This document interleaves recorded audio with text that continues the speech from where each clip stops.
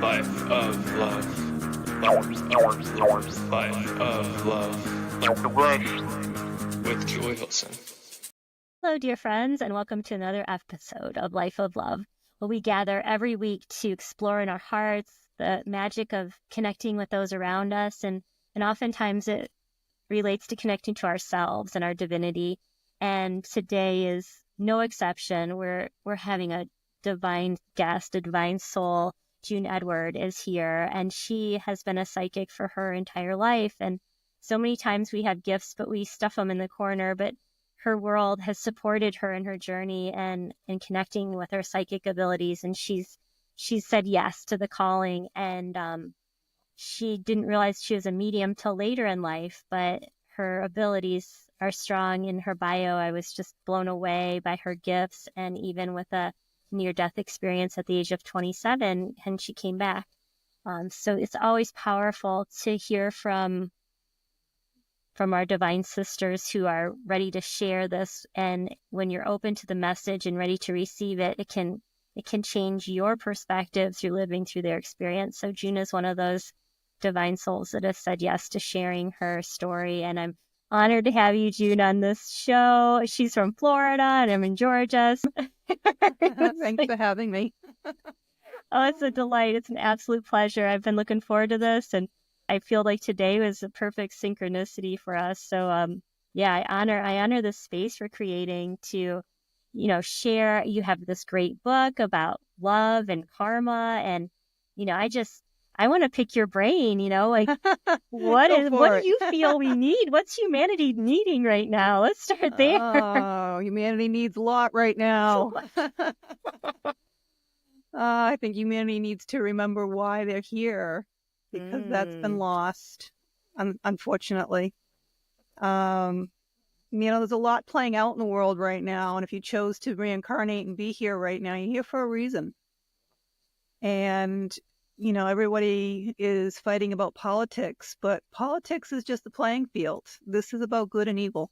Pick a side and pay attention to the side you're picking, because it's about good and evil. And that's it. That's the bottom line. It's a war that's been going on for a millennium. And every now and then it comes to a head, and it's coming to a head now.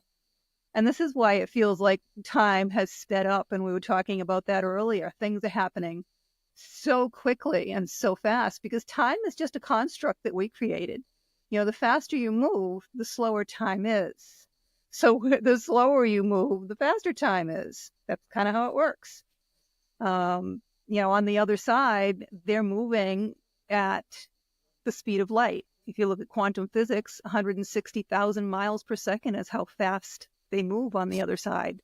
So it's about 3.5 to 4 years of our time to 1 year on the other side. Very different. So you think since these things are coming up, that's where we feel this loss of our linear time, is because these things are being cleared or brought forward, and we have to jump timelines so quickly. I mean, we just entered the age of Aquarius. This is the first and only time this will happen. And it's an amazing time. It's really going to usher in major, major changes in society. When you think of how fast society has grown, they were using supposedly, stones and, wooden tools, 1,000 years ago? And here we are, right? Think of if you're a little bit older. I'm 60. Think of like the 1960s or the 1970s, right? When they just got microwave ovens and things like that. They didn't have that stuff. When I think of my grandmother, she didn't have refrigeration. She had an ice box. They would have to go down to the pond in the wintertime and cut a chunk of ice out and put it in the ice box to keep the food cold. Other than that, everything was canned or salted. We have made such progress, leaps and bounds. Things are just moving so quickly. It's even hard to catch up. Mm-hmm. I agree. I felt that way, that I'm just sort of scrambling to keep my head up. And then, we have these modern conveniences, yet we forget. So if you were to examine or give your opinion on it, when things didn't move so fast around, when we couldn't do things so fast, do you think it connected us to the earth more, or I think it how did we connected us lose to our sense of purpose? I think it connected us to each other more. And this is one of the big things that everyone forgets. You know, you're not here. You're here for a lot of different reasons. You're here to have a little mini vacation because you don't have a body on the other side. You're here to collect your karmic debts and pay those back. Okay. But they're helping each other as you do that. There's no such thing as bad karma. Okay. If you stole money from somebody in the past, it doesn't mean they're going to come back in this lifetime and steal money from you. Maybe they'll be your boss and they'll teach you how the value of money, because money is energy. It's why it's called currency. So karma is a good thing, but it's one of the reasons you come back. You're also here to help each other learn the 5 lessons that your soul has to learn to advance on the other side. And, you know, when you think about before all these inventions and things, go back 40 years, we talked to our neighbors. We knew who our neighbors were. If you need to borrow a cup of sugar, run across the street and ask Alice if, you know, you can borrow a couple of, I don't even know who lives near me. I have no idea who my neighbors are. I never see them. We never cross paths. No one talks. It's really difficult. Yeah, it's a challenge. So what I hear you saying, it might have been more like of a necessity because things weren't so accessible. Back when we talked to our neighbors, we felt more connected to community. We couldn't order things on Amazon and have them come in 24 hours. We couldn't. Right. Yeah, you could run down to the store. You could have run down to this corner store and grabbed the pound of sugar, but why run all that far when your next door neighbor's got some and it's not a big deal? You knew your neighbors. You know, if you were making pies or something, you'd make 2 and bring one over. Hey, she'd love one. She's got 3 kids, right? Yeah. It was different. It was very different. Yeah. Well, I don't mean to brag, but my neighbors on the street, I would be remiss not to say that we ask each other for eggs, sugar, butter. Wonderful. Aluminum foil. And I have the best neighbor. That's great. That's great. We know because each other. It's not the case in a lot of places anymore. It really isn't. And, you know, when someone needs help and they see somebody, say they see a woman getting attacked in a parking lot, they don't go step in and help. My own sister didn't. She walked away and called the store. What is that going to do? By the time the guy from the store ran out, all he was getting was nothing. He's picking the woman up out of the parking lot. Had you walked over there, you would have intervened. The guy would have run off, I'm sure. Nobody wants to get involved. Yeah. So it's the idea that you can make a difference. Every person makes a difference, but it's your choice. What choice are you going to make? Mm-hmm. Right. And so you mentioned the 5 things we're all here for, and I would love to hear that. And I don't want to forget to ask you about your near-death experience and what you saw, because it's intriguing to me, so I'm going to ask it. Sure. Well, I'll tell you about my I never considered it a near-death experience because I died, point blank. And I've done a lot of research on NDEs for a TED Talk. And what I've learned is that, first of all, your soul is too big for this body. You have some of your soul is inside your body. Some of it is over your body that people can see, and they call it an aura. And the majority of your soul is actually in the lowest level of heaven, the 5th dimension. And it orchestrates the timing of all the events in this lifetime. And it has all the knowledge of all your past lifetimes. So if something's going to happen here, like a car accident, your soul jumps out so that it doesn't feel all that trauma. Because the 2 things you take with you when you go is knowledge and feelings, all of those feelings. So if you're feeling that trauma, you'd be taking it with you. My brother was in a car accident when he was 16 and he was almost killed. And he remembers standing on the sidewalk watching everything unfold until the paramedics came and then he went back into his body. He didn't go to heaven. He didn't die. My girlfriend, the same thing. She had a deer come through her side window, and she's a Catholic, and she thought she did something wrong and wasn't going to go to heaven because she saw the deer's soul go to heaven, and her soul was stuck on the roof of the car, on the headliner. And when the paramedics showed up, same thing. She went back into her body. So these are all near-death experiences. They're all lumped together. So less than 10% of the people that have a near-death experience actually die and go to heaven like I did. So I had injured my back when I was 22, and I put the surgery off for 5 years because I just knew I was going to die. And I got to the point that I had no choice but to have the surgery. And I told everybody before I went in that I was going to die. And of course, they're like, oh, no, you're just afraid. I'm like, I'm telling you. They're like, oh, whatever. So the night before the surgery, I had an MRI test done with a contrast dye. And I let them know I thought I was allergic to it. I'd had it once before and had a very bad reaction. I couldn't get off the table. And they just poo-pooed it off. And they're like, that's common. Everybody has that reaction. I'm like, okay, what do I know, right? I'm 27. I'm not the doctor.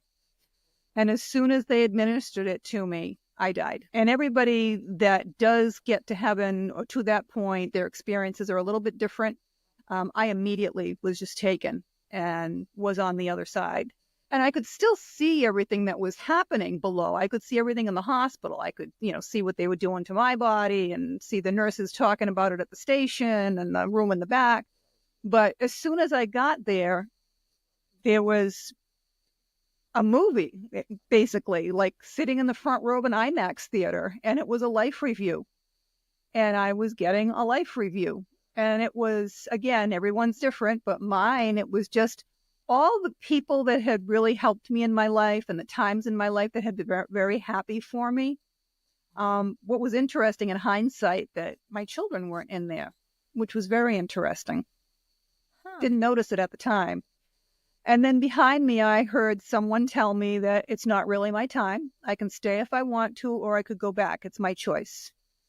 And I'm going through my head. I'm like, oh, I'm not going to go back for my husband. I'm not going to go back for my family. It's just amazing here. Why would I want to go back? And then I remembered I had 2 very young children here at the time, and that they were the biggest reason that I came here this time, and that they brought me the most joy in my life.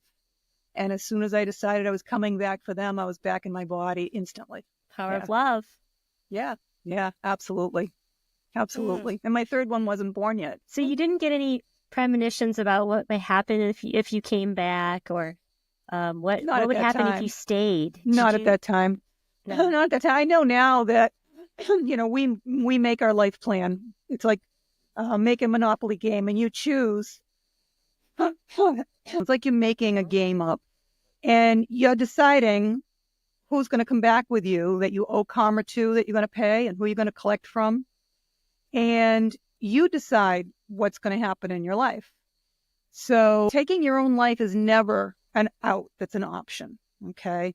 That is not acceptable. When that happens, you actually have to have counseling on the other side before you're able to reincarnate again. But clearly I had written this as an out if I wanted or needed to take it, because I had had a very, very difficult life, very difficult childhood, very traumatic life. And I could have taken it if I wanted to. And my youngest one, his soul would have gone into another child and had the same experiences that he wanted to have. He wasn't here yet. So it's interesting. It's very interesting. And when I came back, you would think that would be the time that all my abilities would have reopened again for me, since I had them as a child. But I still had fear around them. And that's what blocks your abilities, because everyone has psychic and mediumship abilities, but we block it through fear. And I still wasn't ready, but I was getting curious. So I started going on haunted vacations. Nice. So tell me, I'm curious, when you were a child, what kind of things did you have? Imaginary friends that No, guides? Or my earliest memory was about the age of 3 years old. And I heard somebody calling my name, and I got out of bed thinking it was my parents, and they were fast asleep. So I went back to bed, and I started looking around my room, and I realized there's all these faces. And it scared me. So I pulled the covers up over my face, and as the sun started to come up and there was light in the room, I could see their shadow getting right up into my face. It was very, very frightening as a child. And I would see, people around the house and things like that. And I found out that those were the 2 people that had, died on the property. And as I got older and I knew everything that was going to happen before it happened, I would tell the other kids in school, and I quickly got labeled a freak. So I stopped telling them. Oh, wow. And it was difficult. I had a lot of nervous habits, nervous tics, and it's kind of hard to distinguish sometimes, especially when you're young, if someone is real or not real, if they're a ghost or if they're a human being, because I see everything in 3D. So again, I wasn't quite ready after I'd had that experience. But when you think again of quantum physics, my soul was moving at the speed of light at that 160,000 miles a second. And that's how fast it came back into my body. So my vibration is a lot higher than most people's right off the bat. I can connect like instantly to the other side. And about 10 years ago, I guess, I was going through a lot of problems. I was going through a divorce. I was losing my business. I was taking care of my mom. She was dying. And I went to have Reiki done. And she recommended that I meditate. And like everybody else says, there's no way I can shut my mind off enough to meditate. But the first time I tried it, it was like they kicked the door into the other side. They're like, she's ready. And I just couldn't shut it off. I couldn't shut it off. That was almost more frightening than being a child. Because again, I'm waking up in the morning and they're all in my house and I go to work and I know everything about everybody. And I'm like, I don't know these people. And I'm telling them their whole life story. And they're like, that's freaky. And you're like, I just need to be normal. I spent a year and a half learning how to turn it on, turn it off, how to protect myself, who I'm talking with. It was a lot.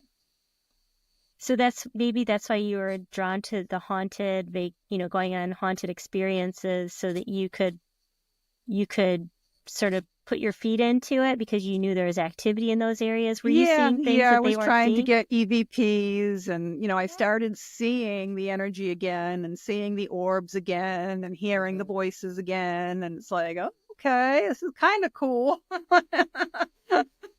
Didn't know I was going to be doing it for a living. Did you go to Savannah?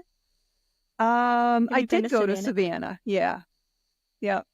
So, the funny thing is that everywhere is haunted. Doesn't matter where you go. I mean, there's so many hundreds of millions of ghosts that are here. It's like no matter where you go, they're everywhere. They're standing on every sidewalk. And you have to really learn how to protect yourself no matter where you go. And they do congregate in certain areas because we're magnets. We're always either attracting or repelling at any given time. It's just the energy.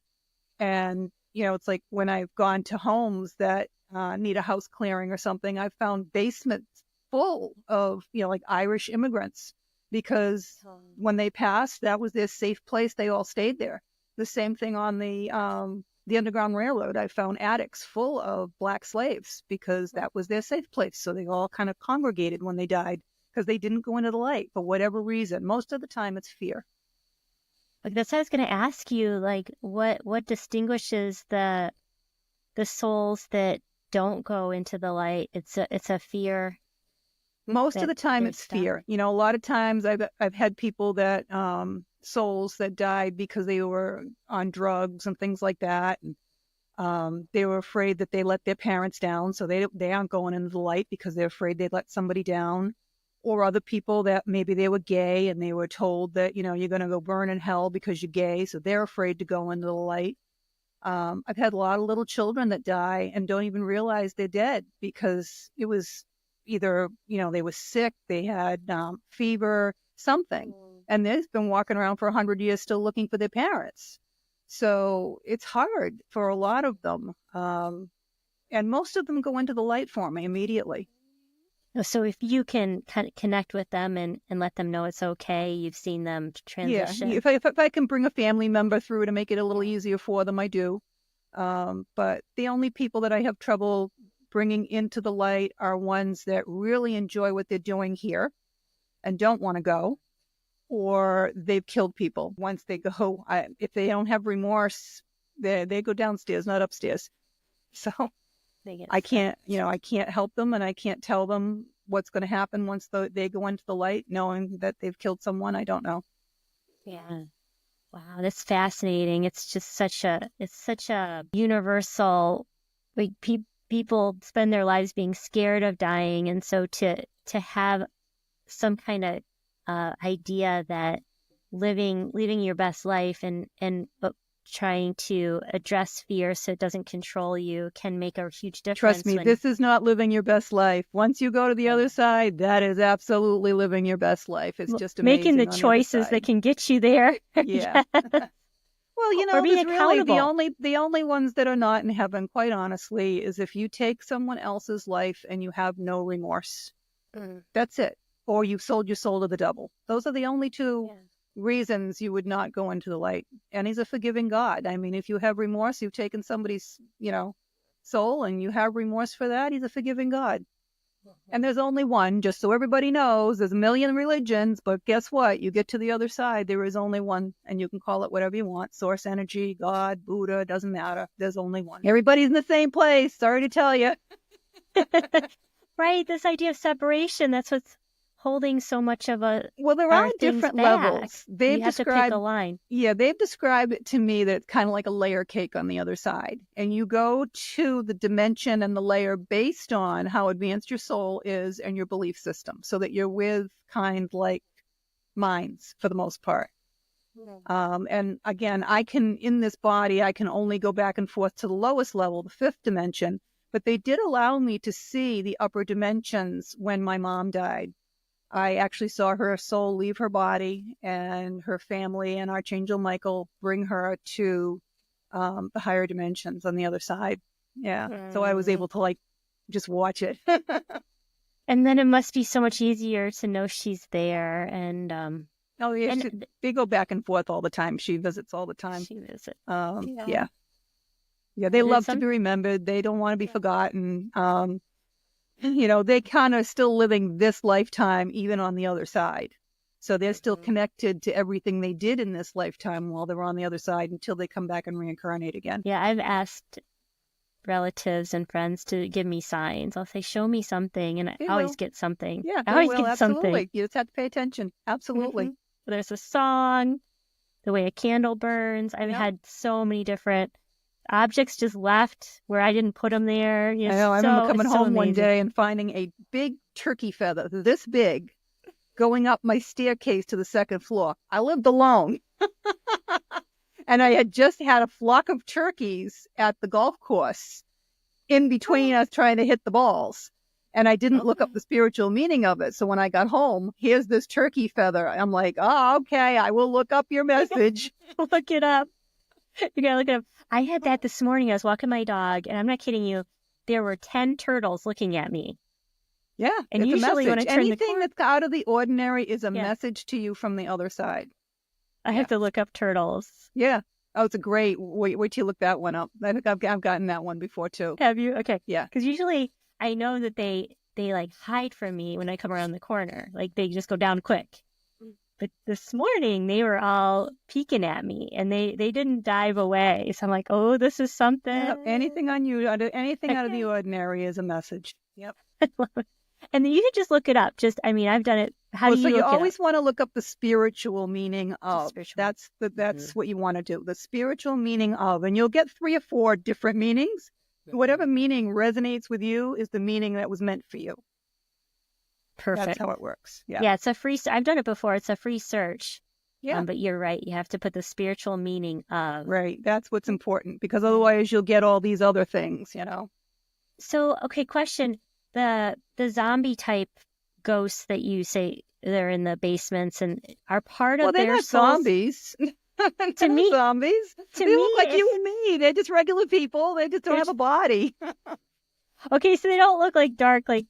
No. They look like you and me. Yeah. But you can tell they're stuck. Yeah. Here. Well, they wouldn't be here if they weren't stuck.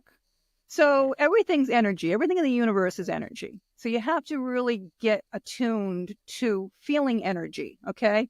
Everybody sat in front of a fireplace and they felt the heat come off, right? That is energy. So we as human beings vibrate in the 500 range. When you talk about energy, frequency, vibration, it's all just different words for the same thing, okay? Once you've gone into the light and you're traveling at that speed of 160,000 miles a second, your vibration's really, really high. And you feel that. You don't almost hear a buzzing when they're in the room because it's such a high frequency, high vibration. And it's hard for them on the other side to even learn how to slow their vibration down enough to be able to communicate. When I'm bringing one of them through, sometimes they've learned to slow themselves down enough so that they can talk to me. But even at that point, they're talking so fast, I have to let them talk through me because I can't repeat it fast enough. Otherwise, it's just a charade game.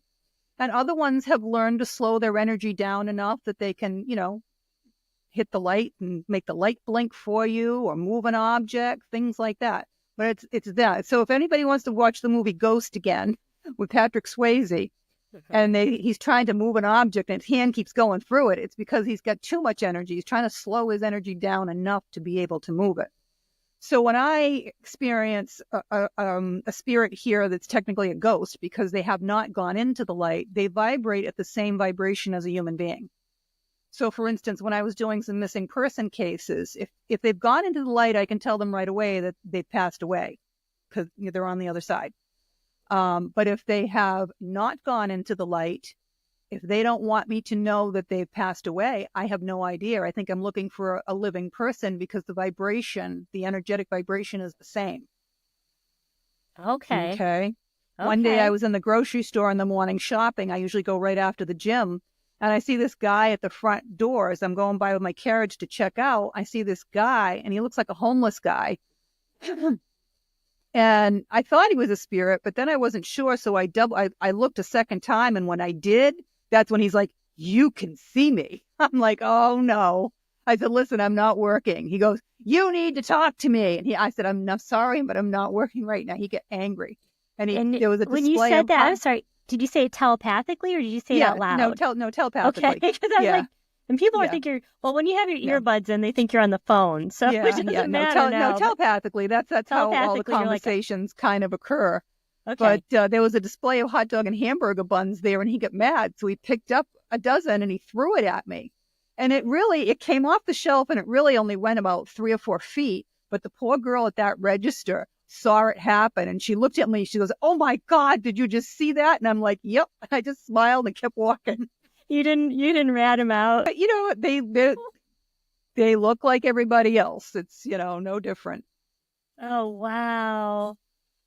That's amazing. I love that. And I would love to connect more, but then like you said, it's like learning to turn it on and off and a lot of it's fear. So another great example, my dad, when he was dying, was 93, and he'd been in bed for about a year with cancer. And I'd go visit him all the time. And one day I went up and he said, I want to ask you a little bit about what you do. And I'm like, "Oh, okay. You thought it was a big joke. What do you want to know?" He's like, "Well, I want to know why every time I wake up in the morning, I see my mother standing next to the bed." And I'm like, "Well, she's going to help transition you to the other side when it's your time." He goes, "Well, that's not really what I want to know." I said, "What do you want to know?" "Well, how come after I wake up, I only see her for a few seconds and then she disappears?" I said, "Dad, she didn't disappear. She's still standing right here next to me. She has not left." I said, "What happens is your brain kicks in and can't believe that she's there. So that's what's stopping you from seeing her." And that's what happens. You could verify what she looked like to him. And oh, absolutely. Yeah. Absolutely. Yeah. Oh, yeah. Now, do you think that gave him comfort? Did he change his attitude after that? Or unfortunately, he had dementia because it had gone and metastasized to his brain. Gotcha. But I think he understood a little bit more. Yeah. Yeah. Yeah. I read a book and I talked to this man who he did astro travel, and he stated that people with severe dementia would go up into the other dimensions and have experiences with their soul. So what I've learned, because it's so hard to connect down here. Yeah, what I've learned of people that have like Alzheimer's and things like that, they wrote it into their plan. It's part of their life plan. And as much as we think they're suffering because, it gets to the point that they're just in bed all the time and they don't know who you are, they're really not suffering because, I've had plenty of conversations with them. They're literally reliving all the good times they had in their life, like when their kids were little and things like that. And they're really just enjoying that time. They're not suffering, honest.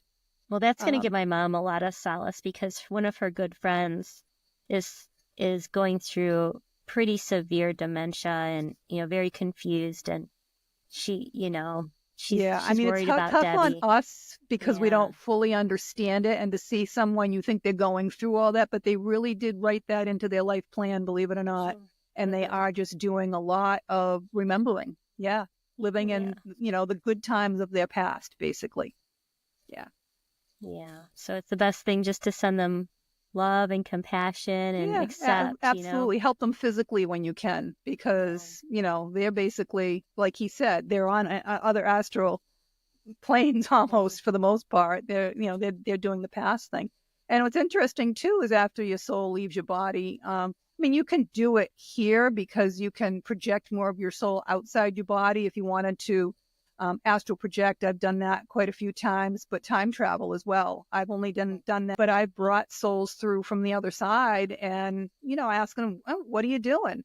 And I remember I had one who was telling me that she was time traveling. She was going back in time to all the historic places like the pyramids and stuff. And she was very upset because she said that all the history books that we have written here are wrong. And then the person that I had that was doing the reading for, they're like, yeah, it makes sense. She was a history teacher. I'm like, oh, isn't that interesting? How cool is that to be going back in time? That's so cool. Checking That's out so everything. Cool.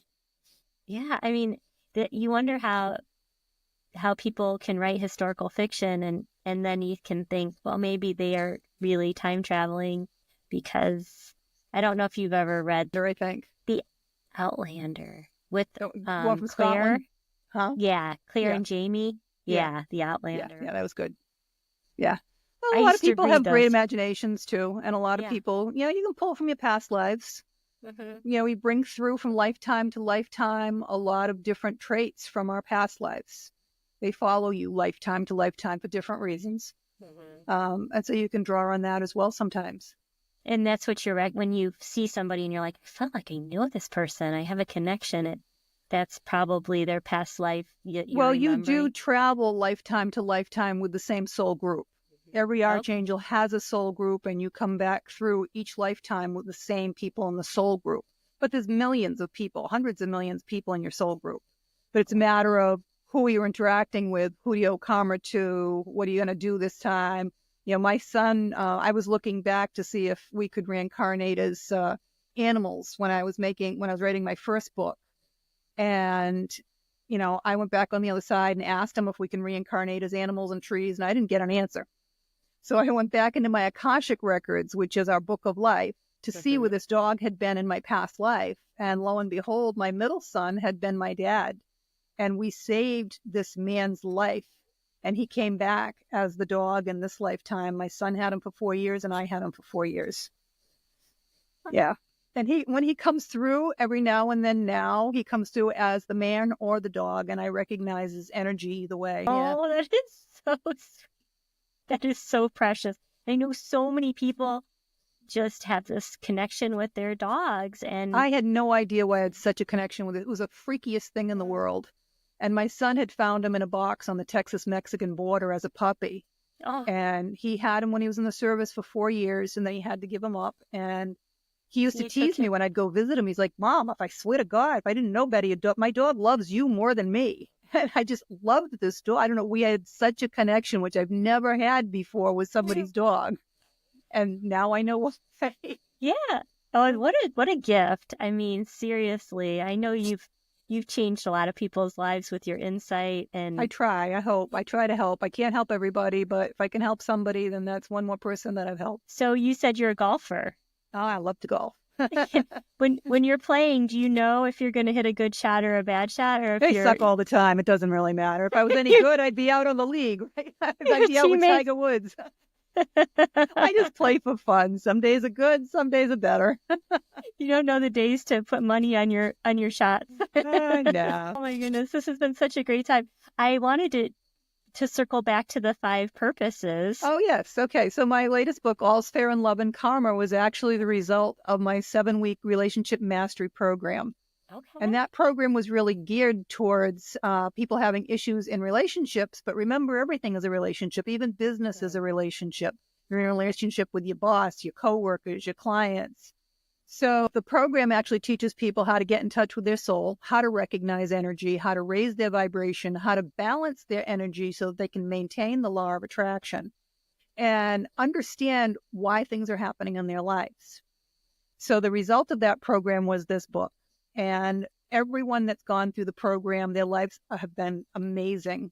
And the 5 lessons they all had to learn were self-worth, trust and communication, unconditional love, money and balance, because money is energy. That's why it's called currency, and patience. Those are 5 action steps that are so wonderful. And the universe wants you to think you have free choice, right?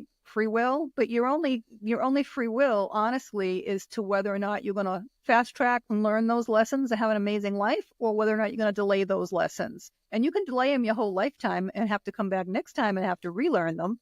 The universe will offer you door 1, 2, and 3. You go through door 1, you get married, you have a couple of kids, you get divorced. Where are you going to be? In front of door 1, 2, and 3 again. Most people are creatures of habit. They're going to take door 1 again. They're going to go through, get married, have a couple more kids, get divorced again. If you learned your lesson, you're not taking door 1 again. You're going to take door 2 or door 3. You may still get married and have more kids, but it's not going to end for the reason that the other 2 did, because you learned that lesson. This is why we keep choosing the same type of people. We keep bringing the same type of people into our lives. We keep, people will be like, oh, what are you dating her for? She looks like your last girlfriend. No, she doesn't. Meanwhile, they act like copies, right? Copies of each other. Oh, yeah. Yeah. You can But this see it. is why. You're either here to learn a lesson or teach someone their lesson. And there are 3 different types of relationships, and you'll have lots of them in your life. And the first one is a karmic relationship. The karmic relationship is strictly to pay a karmic debt or collect on yours. And karma is what you make karma in this lifetime. If you do something to someone else and you don't make amends or have remorse, then you owe that person a debt in another lifetime. And it's a karmic relationship because it never quite feels right. You're always looking behind you. You're waiting for the shoe to drop or looking for all the red flags, right? That's a karmic relationship. And when one or the other has learned their lesson, it ends immediately. It's like you wake up one morning and say, why do I even have this person in my life? If you both learn the lesson, it ends amicably. If only one or the other has learned the lesson, it ends, but it's not going to be amicable. Then a soulmate relationship, same thing. You're there to learn something or teach something, but it's also there to afford you some love and comfort along the way. Okay. When you meet this person, it just feels really good. Like you said, I feel like I've known them a long time. Sometimes they move along really quickly. Okay. And a soulmate relationship doesn't necessarily have to end when the lesson is learned. It depends on what you wrote into your life plan. Okay. And then the twin flame relationship is extremely rare. Everyone thinks they've got one. Trust me, you don't. There's like 180,000 of couples on the earth at any given time. They are not, this wonderful fairy tale romance like The Notebook. No, they are not. They are devastating. They are literally one soul that's split into 2 bodies and will always reincarnate in 2 separate bodies. At some predetermined time that you've written into your life plan, you will meet, and it will blow your life up. They are always very sexual, very passionate, very psychic, and very short. They last from a few days to a few months. And that's it. When it's over, one of them is in deep fear and they cannot commit to the relationship. And the other one is, it's like a moth to a flame, constantly trying to chase them. It doesn't work. They have to learn the 5 lessons that they're here for, but they also have to get on their life path of helping humanity because they're here for a higher power, for a higher purpose. And when they can do that, they'll have an opportunity to reconnect in this lifetime if they can both do that. Most of them do not reconnect in this lifetime. They're devastating relationships. Your entire world falls apart. Yeah, I can imagine it's like a combustible, And it's not anything to do with the people, because twin flames will never even say a bad word to each other. They will never intentionally hurt each other in any way, shape, or form.